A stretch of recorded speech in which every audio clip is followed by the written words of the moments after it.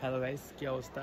তো Mymensingh engineering college দিয়ে যখন সার্চ দিই তখন প্রথম কয়েকটা নামের মধ্যে একটা টপিক আসে, সেটা হচ্ছে ময়মনসিংহ ইঞ্জিনিয়ারিং কলেজের ছাত্ররা বানালো হচ্ছে রকেট। ইয়েস, সেটাই সত্যি শুনতেছি যে ময়মনসিংহ ইঞ্জিনিয়ারিং কলেজের থেকেই বাংলাদেশের প্রথম রকেট কোম্পানি তৈরি হয়েছে।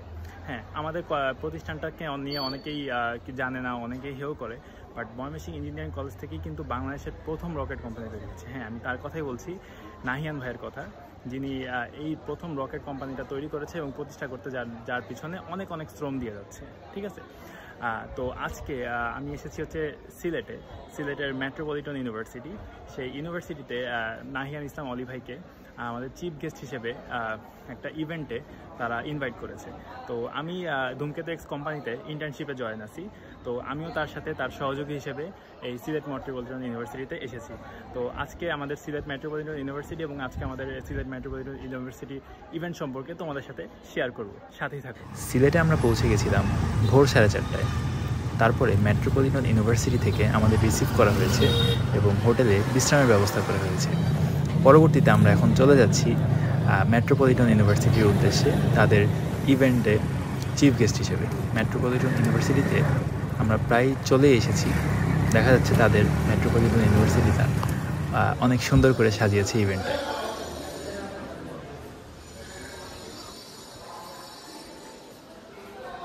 ইভেন্টের নাম ছিল 3000 হ্যাবিটেট চ্যালেঞ্জ। তো এই চ্যালেঞ্জের মূল থিম ছিল যে 3000 বছর পর পৃথিবীটা আসলে কেমন হবে। সেই অনুযায়ী আমাদের প্রথম যে রকেট কোম্পানি সেখানে চিফ গেস্ট নাহিয়ান ভাইকে আমাদের ডাকা হয়েছে তার রকেট কোম্পানি সম্পর্কে বক্তৃতা দিতে এবং তার ফিউচার যে গবেষণা সম্পর্কে সেই সম্পর্কে ধারণা দিতে। তার বিভিন্ন প্রজেক্ট আছে, বিভিন্ন ড্রোন মিসাইল নিয়ে প্রজেক্ট আছে, সেসব সম্পর্কে নাহিয়ান ভাইকে আমাদের ডাকা হয়েছিল চিফ গেস্ট হিসেবে, যাতে তিনি তার মূল্যবান বক্তব্য পেশ করতে পারেন। বাতাসে বহিছে প্রেম, নয়নে লাগিল নেশা, কারাজে ডাকিল পিছে, বসন্ত এসে গেছে।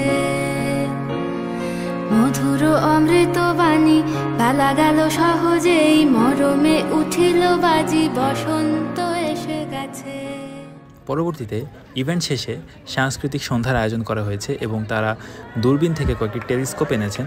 টেলিস্কোপ এনে তারা প্রদর্শনী করেছেন যে আমাদের মহাকাশটা কতটা সুন্দর। নাহিয়ান অলি ভাইকে তারা কিছু মূল্যবান বক্তব্য পেশ করার জন্য এবং পুরস্কার বিতরণী অনুষ্ঠানটাকে আরও সুন্দর করার জন্য তারা অনুরোধ করলো স্টেজে ডাকার জন্য। পরবর্তীতে আমরা আসলে চলে যাওয়ার সময় হয়ে গিয়েছে, তো আমরা পাঞ্চি রেস্টুরেন্টে আমাদের রাতের খাবারটা সেরে নিলাম। পরবর্তীতে আমরা আবার আমাদের ক্যাম্পাসের উদ্দেশ্যে রওনা হচ্ছি।